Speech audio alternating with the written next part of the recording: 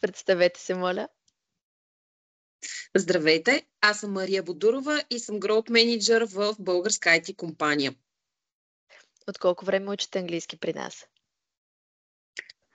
Година и малко. Това беше основната причина да започнете уроци по английски.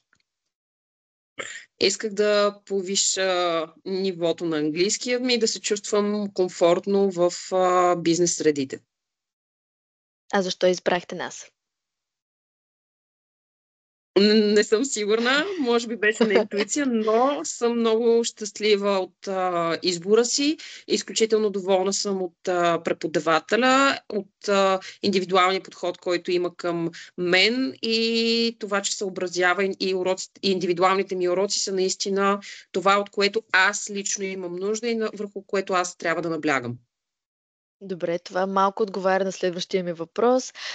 То е какви са предимства на индивидуалните онлайн уроци, защото вие в момента такива минавате? Предимствата са, че интензивността на новия материал се определя спрямо моите потребности, спрямо времето, с което аз разполагам и най-вече спрямо моите възможности. Също така се обръща внимание и се акцентира върху местата, на които е необходимо в моя случай, а не общо за цялата група, поради което това пести допълнително време, което за мен е Добре. безценно. А какво най-много ви харесва в уроците при нас?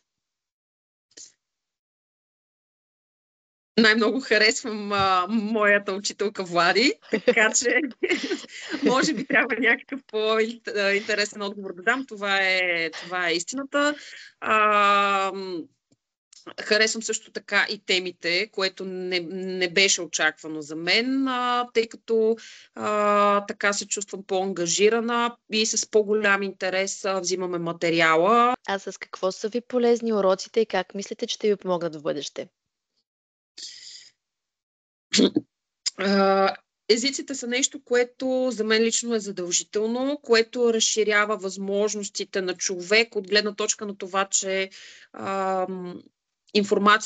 информацията, която мога да търся, ще бъде в пъти повече и ще бъде по-лесна за асимилиране, когато съответно чета специфични теми, които са да кажем, по-задълбочени.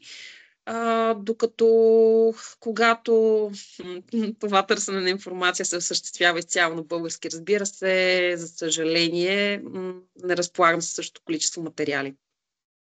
Добре. Разбира се, и за самоувереност, което може би, беше моята първа цел. Бихте ли ни препоръчали на свои приятели? Аз вече съм ви препоръчвала, да, бих препоръчала пак.